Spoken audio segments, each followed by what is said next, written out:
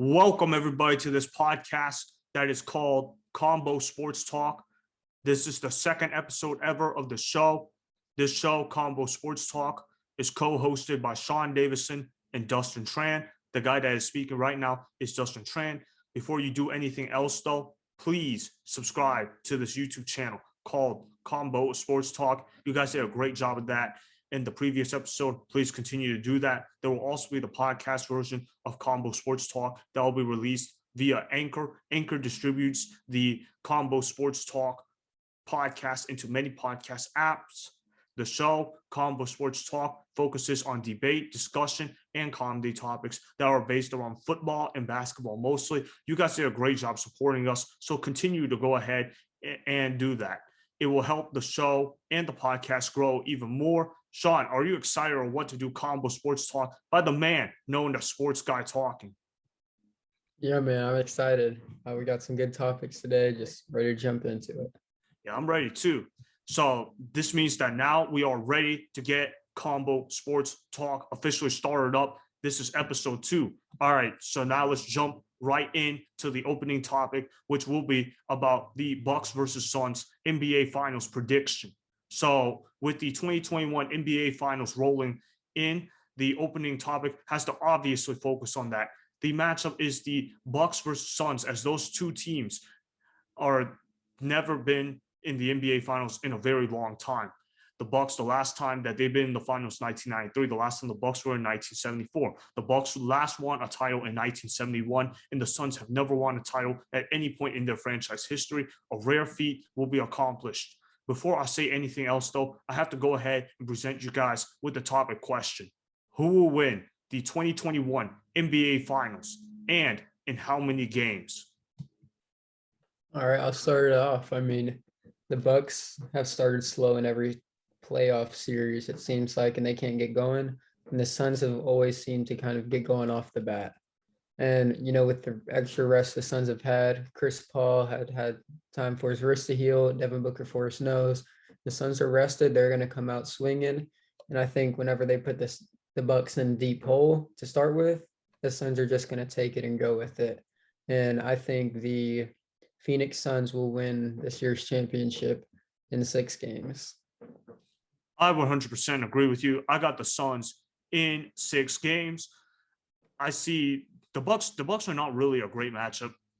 I mean, what I'm trying to say is the Suns, they match up better against the Bucks, and the Bucks match up better against the Suns, especially with Giannis not fully healthy. You look at the Suns, they've been a very underrated defensive team.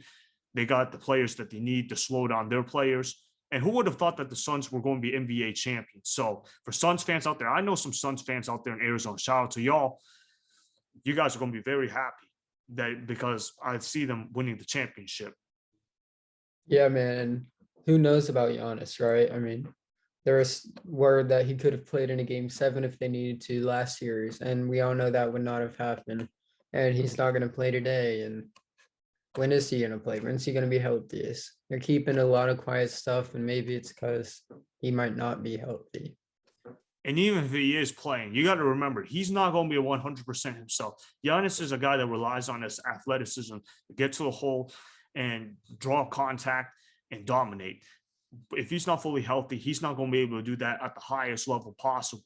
So now that we both agree that the Suns are going to win the NBA Finals and in 6 games, let's talk about why we have the Suns in 6 games. Why not, a sweep or a gentleman's sweep or something like that? Why we don't really think the Bucks have much of a chance?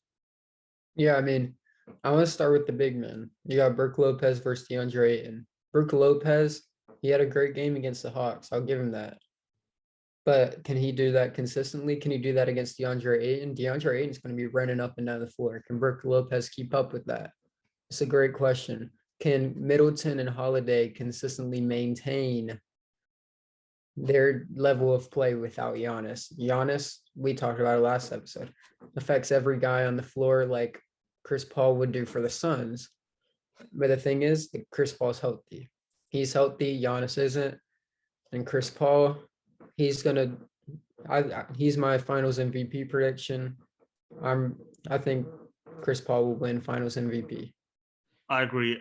I think the narrative is set in itself. CP3, if he wins this, he's going to be in my opinion, he's going to be a top 5 point guard of all time. So they're going to obviously go give it to him. But even if we're just talking 100% from the earn perspective, look, the Bucks are going to do everything they can to stop Booker, because once Devin Booker gets hot from the field, he's unstoppable is what I'm trying to say. He can kind of look like Kobe Bryant 2.0 when he's getting hot from the field.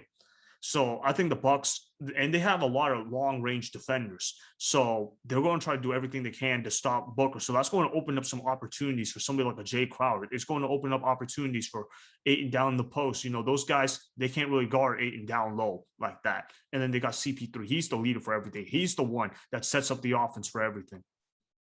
Yeah, I mean, people talk about Drew Holiday's defense, and maybe he's going to lock down Chris Paul. I don't think that's going to happen. I think Chris Paul can lock down Drew Holiday, though. And like you said, Jay Crowder has a big opportunity to step up in the finals and be one of those surprise people this year. I think Mikal Bridges is in a great place to play some great defense and knock down some shots, as well as Cam Johnson, who's there to knock down shots. I think the Suns have what it takes. They kind of have like a Bucks similar roster, except the Suns are more team oriented and the Bucks are more Giannis reliant. In a way, this kind of looks like, and obviously these two teams are not as talented as what you would typically see in an NBA Finals team, but this is kind of like when you're looking at the Cleveland Cavaliers going up against the Golden State Warriors, where the Cavaliers were more LeBron heavy oriented, while the Warriors played more team basketball oriented.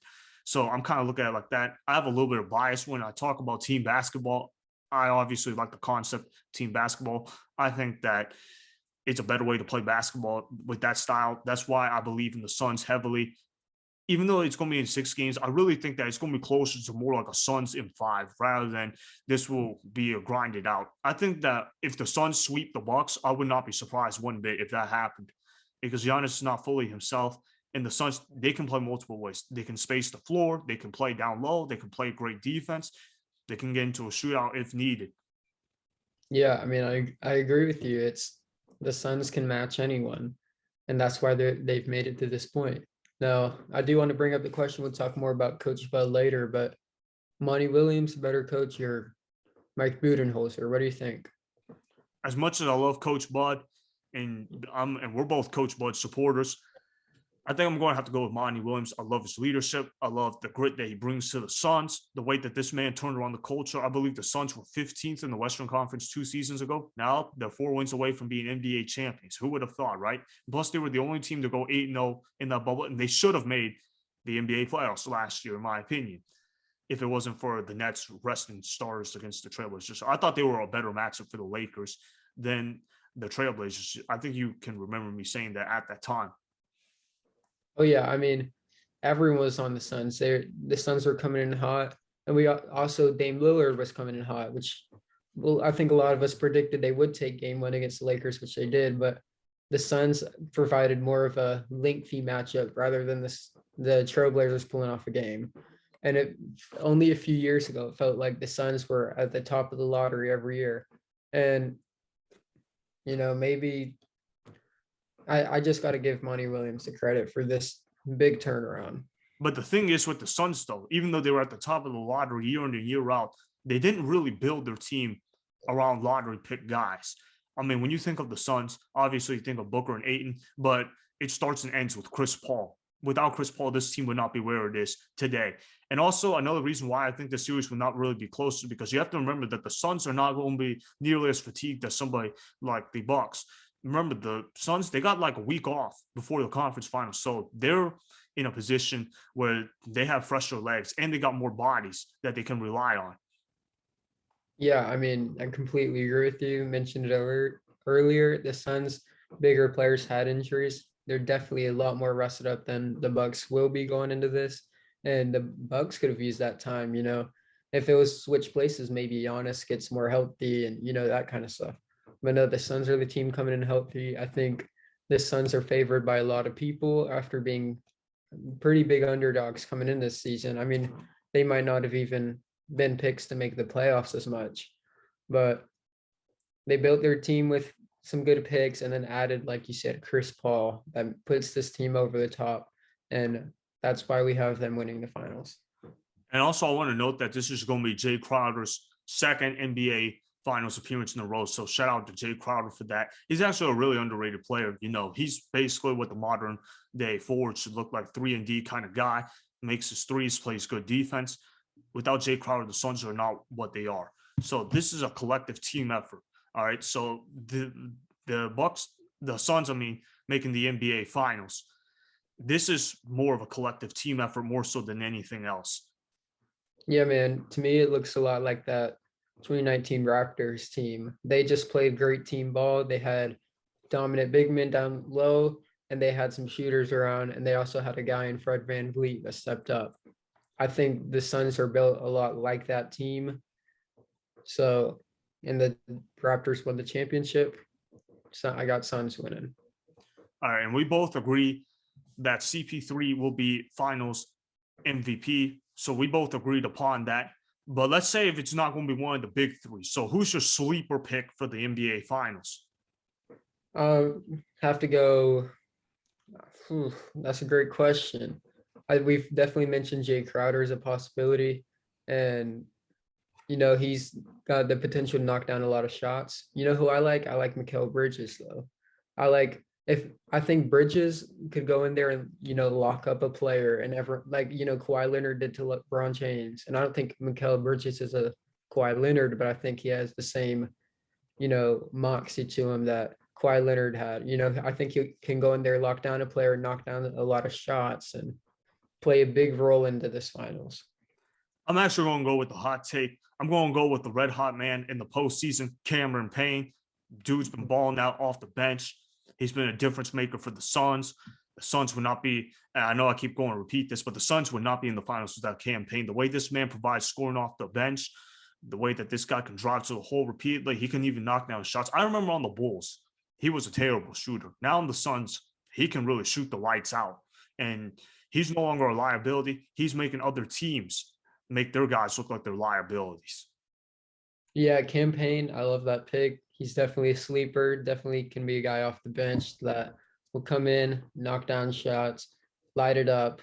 And I love that pick. Yeah, for sure. And also you have to remember that pressure also plays a big part in this too. The Suns are playing with fire right now. They have no pressure on them because if they lose the finals, whatever. Nobody expected them to even get there in the first place. Well, if the Bucks, Giannis, he has a lot to do with this legacy. This is probably going to be his best chance to win the finals because who's to say that the Nets will be this injury prone again in future seasons, along with other teams improving as well. So the Bucks, they have to win this one. So if the Suns don't, well, nobody really expected them to be there in the first place. So they can play with house money. Yeah, the Bucks have a lot of pressure on them to win this year. Like you said, we might not see the same Nets team next year. There might be trades, but there's also a chance they all come back and they're all healthy. And we've seen how dominant that Nets team can be when healthy. So we'll see them, the Celtics. That I don't think they'll have as bad of a season as they did last year. And they'll have Al Horford, which they've been needing a big man. Hopefully Al Horford can play, to a high level. Kemba Walker, he won't be there, but the Celtics will be up there, and lots of other teams, like you said, will get better, and it'll only make the Bucks run more difficult. And remember, with the Bucks as well, their cap strap, they're not going to really have the mobility to get another star. So this is kind of going to be the team that they have moving forward. They're just going to have to rock with it. So if they don't like the team that they got, well, it's going to be tough for them. Is what I'm trying to say. Oh yeah, Bucks are pretty locked in on cap. The Nets are locked in on cap, but they've also got a team I'm sure they're very proud with. And that was only Steve Nash's first year coaching. So can Coach Bud match up with Steve Nash again with a more experience? Whenever Steve Nash will be more experienced, So like you said, the Bucks, this is their year. Yep. But we're going to go with the Suns in 6. Both of us agree with that. All right.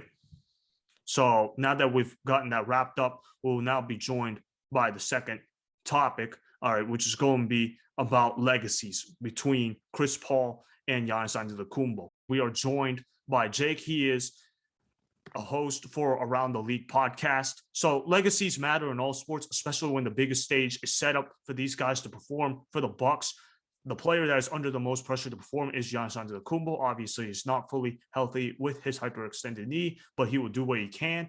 If Giannis comes through and wins a ring, he can become a guy that will be looked at as a guy that has the potential to be an all-time great player for the Suns. That player obviously has to be Chris Paul. Chris Paul is one of the all-time great point guards in all of basketball. If Chris Paul wins this ring, he has a very good chance of unanimously being a top 5 point guard of all time. For both of these guys, they have a lot to gain with their legacies. This topic will be debated with the guests, so this will be a 3-person debate show. The guest is a host from the Around the League podcast. His name is Jake. He will be joining Combo Sports Talk to debate about the legacies of Giannis Antetokounmpo and Chris Paul. This now leads me to ask this topic question. Who needs a ring more, Giannis Antetokounmpo or Chris Paul? Well, it's Chris Paul. I mean, we've seen 16 years without a ring, and this is arguably his best shot to win it. It's Giannis's might be his best shot to win it because of the circumstances given with all the injuries that have gone down. So I think ultimately, though, it's Chris Paul just because we've seen him time and time again get to a certain spot in the playoffs, not reach it. His latest was 2018 with the Rockets, in which they could have won that. So I think it's now or never for Chris Paul. And I think they have the right pieces around him to do it. I mean, of course, Chris Paul is the best acquisition there and the best move in order to put them in a position to win. I didn't think it was a title move necessarily, but you see the chips in which the way they've fallen, and here we are. So I think they have a perfect team around him in which they have a young star in Devin Booker, which that's going to be a great 1-2 punch against the Bucks defense.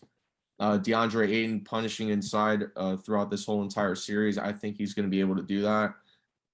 And then they have like a series of like 3-and-D wings like Jay Crowder, Mikal Bridges, Torrey Craig, even off the bench, who played big for them. Cam Johnson, who is the only player there that's kind of dealing with an illness, or he might be out, but still, like, they have a series of 3-and-D wings that I don't think the Bucks have if you look at their roster. So I think that's very important when constructing a team, and you have to give it up to their front office. But I think it's Chris Paul just because of the legacy that he's already made. And then you have Giannis, who's still young, and they've signed their big three for the purpose of being able to win it for multiple years to come. So they have time there. And I think Chris Paul, that's something that he doesn't have too much of right now. Couldn't agree more. You said it best. I mean, Chris Paul needs it now. This is, like you said, it might be his last chance with all the injuries falling both of these guys' ways, and paved their way to the finals. Now, I do want to play devil's advocate a little bit and make the case for Giannis, and maybe this is one of Giannis's best chances in his career, and he does have time, but maybe we look back and he might not ever win a chip, and we'll look back and say, well, he could have won this one. And I think it'd be a great story if maybe they fell behind, but Giannis brought them back and won a championship. But even if the Bucks do win, but Giannis comes back and they're up a little bit, it'd always be tainted on Giannis' side because he didn't play every game. But like we said before, we've got the Suns winning, but Chris Paul, I think this is obviously bigger for his legacy, but it could in the future end up being bigger for Giannis. I think this answer is easily Chris Paul. All right. But Chris Paul right now, I consider him a top 7 point guard. But if he wins the NBA Finals, he's got to be top 5 point guard all time. That's what's on the line for Chris Paul, because he'll be above guys like Steve Nash and possibly John Stockton, Jason Kidd, those type of great point guards. So Chris Paul, he's got a lot on the line for his legacy. If he doesn't win an NBA Finals this year, I'm going to go out on a limb and say he will never win an NBA Finals if he doesn't win this one right here. This is by far his best chance to win the NBA Finals. Now, somebody like Giannis Antetokounmpo, yeah, if he wins this Finals, yeah, he'll be considered an all-time great player. He'll be considered a lot of things, but he's still got time on his side. He's still got another decade left in him in the NBA, at least.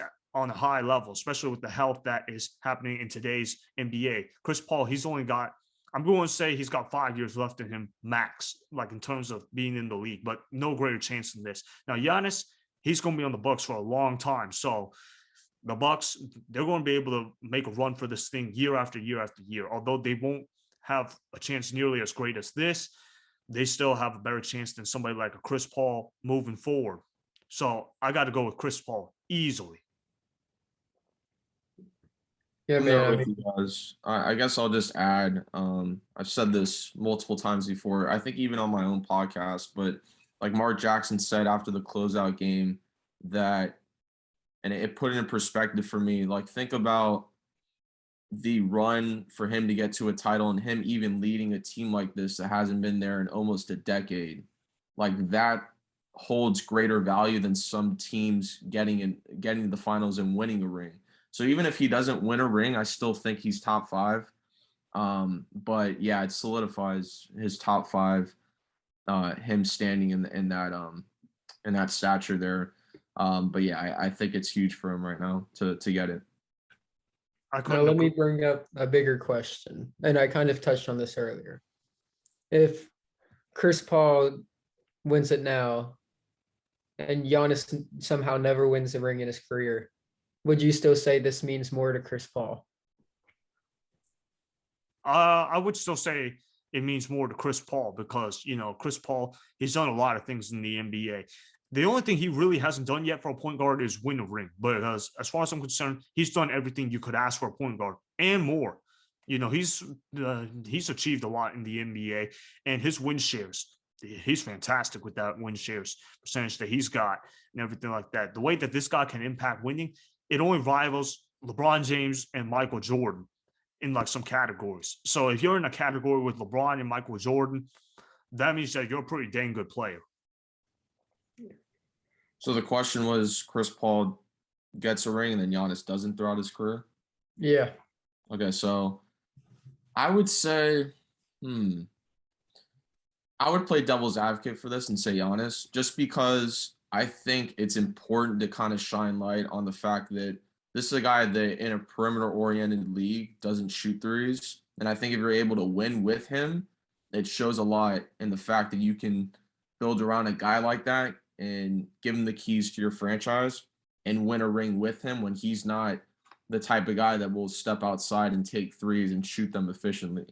So I think that's actually more important now that I'm thinking about it. And I think, like, yeah, CP3, he does need the ring, but he has so much more outside of that where I could be like, you know what, I'm confident. Like I said before about like him taking this team, which had been, through so much poverty as a franchise since 1993 is the last time they've been there. So I think that holds really good value in itself without even winning the ring.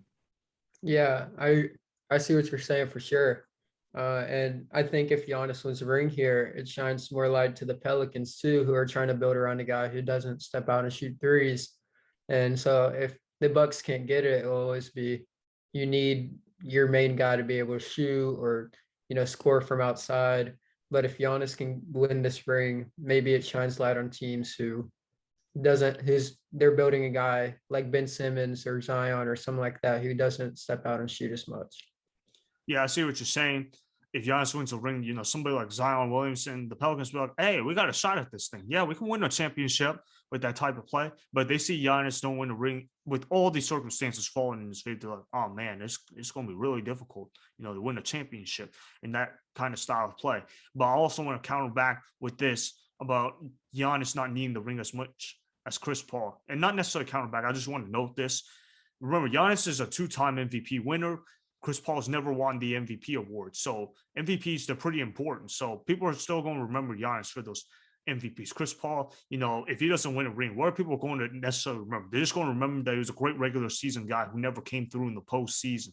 I mean, it's not really fair, but that's what people are going to remember about him. Yeah, I mean, for me, yeah, MVPs do matter, but also like the guy's 36 at this point. I believe he is the best player, when he shows up on the Suns team. So if he's able to get finals MVP, I think that speaks volumes. And that's that's what I predicted for this series is what's going to happen just based off of narrative and where he's at in his career. So, yeah, I get the point of Chris Paul. It's a very good question, but I would say that just because of Giannis's play style and how, Shawn brought up the other examples in the league and how teams will sort of like, I think Ben Simmons, they should keep him up until the trade deadline just because his value, I think, like other players in the league, which it didn't really, because of the circumstances, like kind of fell. And I would just keep him just to see what I can get for him when the trade deadline comes up and I can flip his value when it's a little bit higher because I've seen some trades out there that are kind of iffy. But yeah, I just think that I think teams will look at this and say, we have a guy like this and let's try to build around him and give him the keys to the franchise so we can compete and get a title. Yeah, Giannis set what you need to win a title. And if he does win it, that only proves it more. You need a guy like Giannis and shooters around him. And Ben Simmons, I like what you said about, his value being low, and his value has never been this low in his career. This is the lowest it's ever been. And, they keep him to a trade deadline and maybe gets it up a little bit, or if Giannis wins, or people start getting ideas like, oh, well, maybe we just put shooters around Ben Simmons. Maybe don't put a guy in like Embiid in the paint or something. So yeah, I like the point you bring up there. I agree. You got to wait till the trade deadline to trade Ben Simmons because right now his value is too low. It's kind of like with the stock market. Don't sell when the value is lower than what it should be. So I say just wait till the trade deadline for that. But anyways, though, let's get back to CP3 and Giannis. All right, so let's wrap this up. All right, so who you got winning the series and who will win Finals MVP? So I have Suns in 7, and I alluded to before that I have CP3 winning Finals MVP, just based off of everything that we've heard, and it's just I feel like it's just going to be inevitable.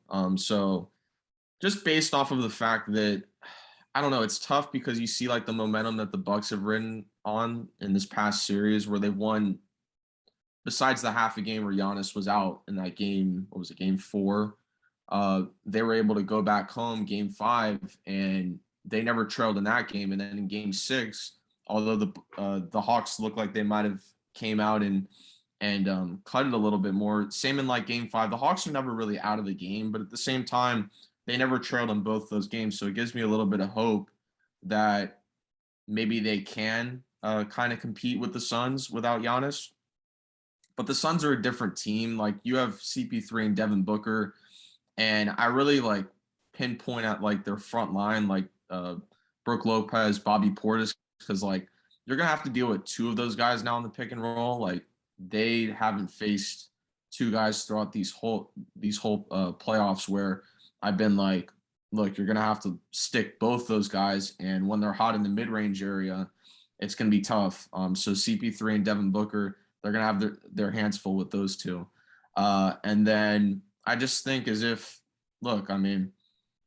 to be tough to win in Phoenix. So I would say they probably take the first 2. And then when Giannis comes back, we'll see when he comes back. He's doubtful for tonight. So I would say probably not for game 1 at least. But yeah, I just feel as if it's going to be a back and forth series when Giannis comes back.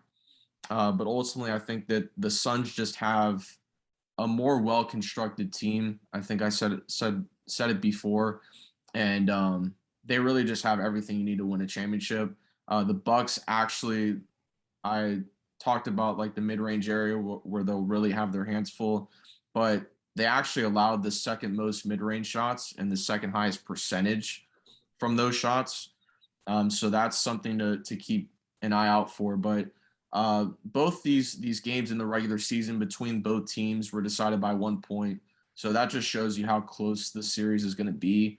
And I think it goes 7 just for, I think the general NBA fans just want it to go 7 for a good finals between 2 small market teams that haven't been there in a while. So yeah, I have it going 7 in Suns.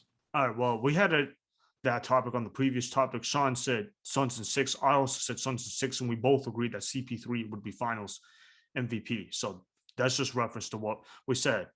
Well, thank you for being on the show, man. I really appreciate it, Jake. Yeah, no problem, man. I had a fun time discussing CP3, Giannis, Suns, Bucks, so it should be a good series. Yep, yep. All Yeah. right. Appreciate it, bro. Hopefully you come back here. Make sure you subscribe to his podcast as well.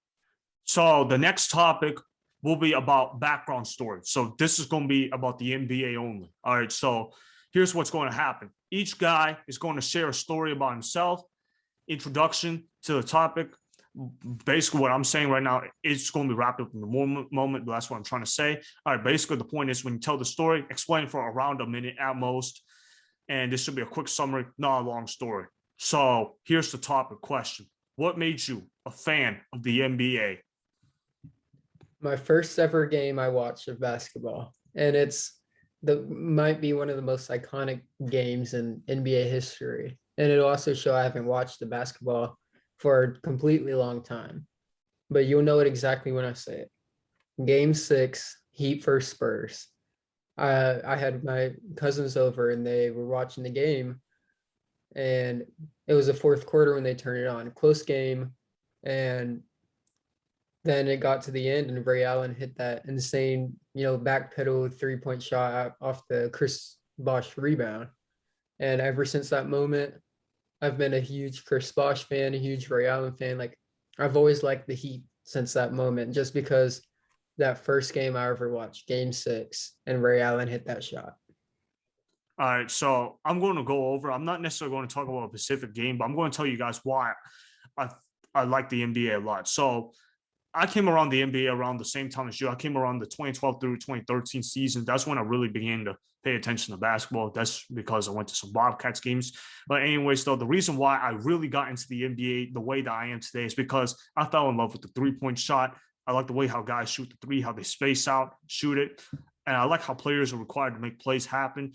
And I'm going to talk a bit from a nerdy perspective. So I like the way that team building is done in the NBA.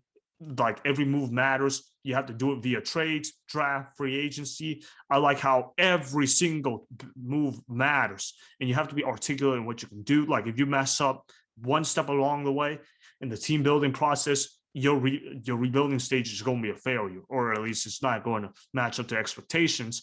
And attention to details. Look, there are an emphasis in all sports, but especially in basketball, on and off the court. And there's always the perfect balance of relying on teammates. It's a team sport, but there's also individualism emphasis. So I feel like it's a really good balance, more so than the NFL. And I also love how coaches have to evolve very often. You can't really be rigid in the NBA. You have to be consistent with what you do. And the relationships between the media, players and coaches, and general managers, it all works in sync together. And it's not like that in any other sport. Yeah, man. You also alluded to that 3-point shot, which is so fun. And I do want to tell the viewers that if you're bored one time and you want to look up something, look up Omri Caspi versus Steph Curry. And it's just a fun video to watch of them just launching threes against each other. And for like 2 minutes straight, just both shooting threes and both catching fire and making them. So I just want to throw that out there. All right. So that will now wrap up the background story of why we became NBA fans. All right. So let's move on to the next topic. It's going to be about the NCAA. I'm going to be talking about name, image, and likeness with Shawn. All right. So this is a rare topic that we will do, but this topic will focus on off the field issues. See, the athletes have been trying to get themselves paid, and now they can benefit off of it. I do not really think that this should even be a debate to begin with. This is more of a reaction discussion kind of thing to talk about. Anyways, though, ESPN has reported to us that the NCAA has officially cleared student athletes to pursue name, image, and likeness deals. Even the NCAA's board of directors decided last week to officially suspend the NCAA's rules that involve prohibiting athletes from selling the rights to their names, images, and likenesses. With a major shift in student-athlete treatment, this warrants me to ask this topic question. What is your reaction to the name, image, and likeness being implemented in the NCAA? I love it. I mean, I'll tell you, I think Spencer Rattler will have a great year in college football. And he already has his own logo. And I actually bought one of his t-shirts already. That's how exciting I am. you just see players around getting all these endorsements already, and it's awesome. I think there's going to be a little bit of a negative effect on it, like in recruiting or something like that. But we'll learn from it. We'll be fine. It'll be fine. And I'm just happy that, college players, most of them come from low income households, and now they have a way to support the family. And I also want to throw out people are like, oh, this will ruin college sports. No, it won't. I mean, the main guys who even benefit from this is going to be the top 10% of college football players. Yeah, I agree with you. This is great. Like I said, this shouldn't even really be a debate between whether it's right or wrong. This is borderline. I'm going to give a hot take here. This is kind of borderline slavery, what they're doing to these players. The way they cut off the payments for these players. These players should be getting paid for what they do. They should be able to benefit off of it. You see how Shawn and I were able to do podcasts and stuff like that, and how we could eventually benefit from it. Well, before, these college athletes could not do what we were doing and benefit off of that. You know how stupid that sounds? Like, that's taking away their human rights, really, because it takes away what they get to do. And now they can get monetized and everything like that. So it's just great how those guys are going to get monetized and things like that. And also, it's also going to be a much easier time for them to gain a following compared to us guys. I'm not saying that we will not get followers. Of course, we will get followers, but those guys will get hundreds and thousands of followers in their sleep simply because they're well known. The way that high school sports can even be accessible these days, 5-10 years ago, those things weren't accessible. Now, whenever you want to talk about high school recruiting, you type up Max Preps, you look up the players' names, and there's probably going to be a YouTube clip somewhere showing those guys' highlights. So those guys should be able to benefit off of that. It's a different time now. And I remember Zion Williamson a few years ago. He couldn't benefit off his monster season at Duke. Zion Williamson was the reason why a lot of people got into the NCAA that year. Yeah, so two players really pushed this over the top, and it wasn't themselves pushing it, but it was because they were great players. One was Trevor Lawrence, quarterback from Clemson, #1 pick. We know who that is. And he just did all of this for Clemson, and he got nothing except, free college, which is big, but nothing compared to what he could be doing, earning potential wise. And then it was, like you said, Zion Williamson at Duke. And he put all those people in the stands. I mean, the NCAA used him as a poster boy, and he didn't get a dime from it. He didn't see anything from it. And that's, like you said, it's almost like slavery. I think when Justice Kavanaugh, he was the guy who pushed it to 9-0 vote, he put the nail in the coffin. It's like any other thing like this in America would be considered illegal, and the NCAA is just doing it. And I agree with them. The NCAA, what they were doing is wrong, and they came up with the term student athlete to make sure they couldn't earn stuff, and it was just unfair. And I want to add this up. So think about it from this perspective. So let's just say you're a regular Joe going to a college like me and you. We're just regular guys, right? We just go to the university and we can basically do whatever we want. We can work at part-time jobs.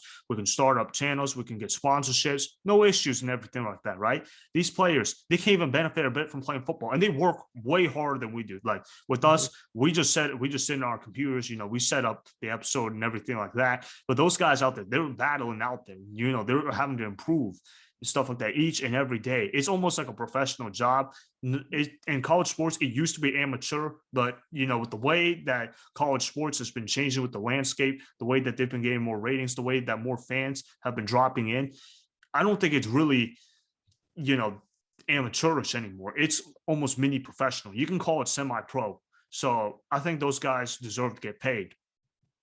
Yeah, and there's the talk is if the colleges themselves should pay the players. I think that might be a little bit much, but I wouldn't be against it. But I think exactly what they're allowing the players to do is perfectly fine. If they want to be able to sell autographs and go on talk shows and, do any of that, then they should be allowed to do that. And there's tons of opportunities on social media with sponsorships and all that kind of stuff. And the fact that college players were just blocked from doing any of it, completely unfair. Yeah, I mean, you have to remember these rules were made before social media existed. All right, but to wrap up this topic though, we have to remember that the NCAA, at least they did implement, so better late than never. And let's give them an applause for both of us. Let's give them an applause for it. Yeah. Yeah, so good job, Dylan, for doing that. At least better late than never. I just wish that they implemented it earlier. All right, so let's now get on to the final topic. Moving back to the NBA, so we're going to be talking about Coach Mike Budenholzer, head coach for the Milwaukee Bucks. So Mike Budenholzer has been one of the most criticized head coaches in the NBA, inexplicably. Many sources were expecting his departure to happen with the Bucks. Many times, insiders kicked Mike Budenholzer down when they could, figuratively. The blame was always going to Mike Budenholzer, while the credit never went to him. That was the approach many NBA fans took, but some of them did not agree. We were people that did not agree with it. Mike Budenholzer responded to those critics by outcoaching his opponents for 3 consecutive playoff series, which has led him to his first NBA Finals appearance as a head coach. So this now leads me to ask this topic question: how much credit should Mike Budenholzer receive for the Bucks making the NBA Finals? I mean, it's big time. I think what he did was a lot for them. I think the front office set him up with, some good additions, but Budenholzer set in place a system to where it would maximize Giannis, to where Giannis can win 2 MVPs and get guys all around him. Great defense, great shooters, and his system has worked all this far. We agree he's been way too much criticized, and it was undeserving because he was great in the regular season, and he was real close to getting to the finals multiple times, and he's finally done it. Yeah, and this is his best team that he has had. So I think that he has done what he's supposed to do. You have to remember that yes, he's fallen short in the playoffs multiple times, but you have to remember the Hawks. I mean, who are his best players exactly? This man coached a 60-win team with Jeff Teague, Kyle Korver, Al Horford, and Paul Millsap as 4 best players. Think about that. That is, wow, that's a great coaching achievement. And then you move on to the Bucks. You turn Giannis Antetokounmpo, a very good player. Now you elevated him into an MVP player. All right, so you got to remember that as well. Yeah, I mean, like you said, the Hawks, he didn't get enough credit there, and LeBron just took out everyone in the East. It wasn't just the Hawks. He took out every single team in the East every year, and you're going to put that on Budenholzer, that LeBron's just one of the greatest of all time, and one of that, that kind of thing. I think that's unfair. And I think it's just LeBron's greatness coming in. And then now LeBron left the East, and you know what Budenholzer had to do? He had to knock off this incredibly good Nets team with Steve Nash as a coach, and he did exactly that. Yeah, he outcoached his coaches 3 straight playoff series. There were people saying in round 1, Eric Spoelstra was going to coach around circles around Mike Budenholzer. That never happened. Bucks won 4. Nobody saw that coming. Then you go up against the Nets. Nobody thinks the Bucks has a chance to win the series. I know I did not think that there was a chance that they would win that series. And yes, I know the Nets were injured. Yes, I know they were down. Still, this was still a very good Nets team. And Kevin Durant is one of the best players in the league. You know what? This man outcoached Steve Nash. And yeah, I know that everyone's going to say, oh, injuries happen. But guess what? The Nets have been dealing with injuries all season. So they had time to adjust with that. And then you look at the conference finals, Nate McMillan, he's done a great job with the Hawks. He was coaching really well up to that point. What happened? They made the adjustments. That's what happened. So Mike Budenholzer, he's been criticized for not adjusting to a system. Well, in the playoffs, he's been adjusting. So he's been doing that. Yeah, and, Giannis wasn't even there for the end of the Hawks series, and he still – and I was a doubter too. I was like, Hawks, they're making it. No, that's not what happened. I think we all saw that Budenholzer outcoached and found ways to win the game, even without Giannis. And he also, I think it was important, in that game 6, Trae Young wasn't really existent scoring the ball. He wasn't making his shots. And you can say, oh, Trae Young had an off day. No. It was Budenholzer and him putting the right people and right system in place to make sure Trae Young wasn't a successful player.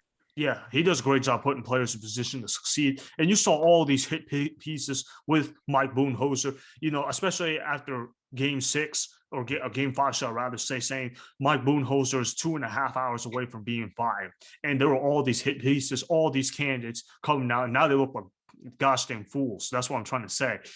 All right, so now this leads me to this next question. All right, so Mike Budenholzer, he's been on the hot seat basically all season long, but is he now safe from his job, you think, no matter what happens in the finals? This year, yes. I think the next few years are super crucial to him. And do the Nets take him out early in the playoffs coming up, or is it the Hawks, give him trouble, the Celtics, those upper tier teams, do they start knocking him out early as the East becomes deeper and less top heavy? Then you have to ask that a few years down the line. But right now, he's safe.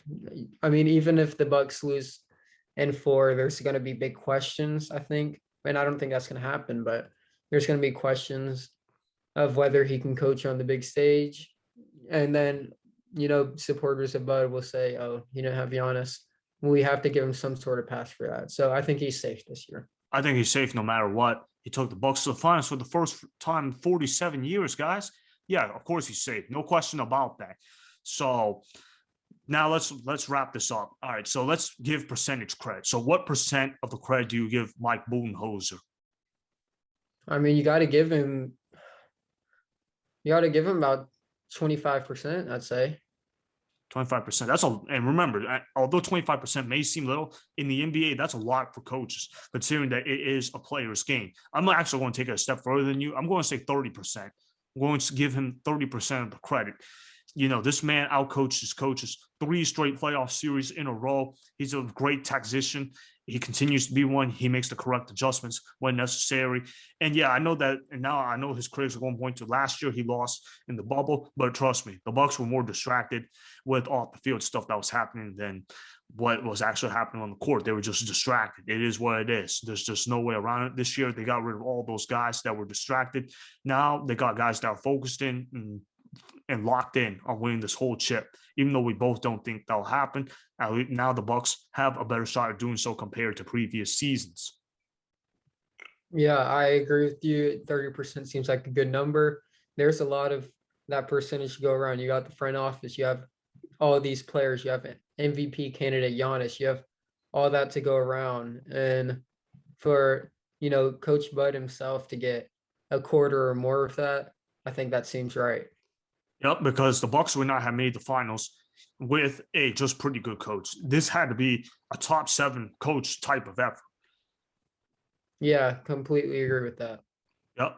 So we both think of Coach Bud very highly. So we give him a good amount of credit. So that wraps up now with the Mike Budenholzer topic. This also wraps up episode 2 of Combo Sports Talk. Thank you guys for watching.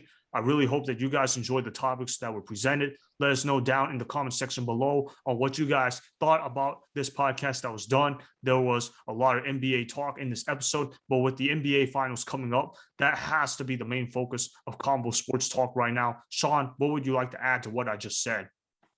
Yeah, man. I mean, I loved having the guest on. Again, that was Jake from Around the League podcast. Go subscribe to that. Go listen to it. And, hopefully we can have some more guests on soon as well. And I'd also like to add that, it was a great episode today. Hope you all enjoyed. Like he said, let us know, and we'll start pumping out some more content for you guys. Oh, yeah, for sure. And also, we're going to be starting up our social media pages very soon. But in order to get that social media page started up, you guys got to go support us first. Then we'll start it up. And then you guys will definitely enjoy the content that is being on there. But I hope that you guys enjoyed episodes 1 and 2 of Combo Sports Talk. This is the next big thing rolling around. Again, thanks for watching this podcast. We will be back here hopefully on Friday or whenever after game 2 will happen, hopefully something like that, so we can give an update what is happening in the NBA finals with new topics to present to you guys. I hope that you guys enjoyed it again. So I just got one more word to say to you guys. So enjoy it.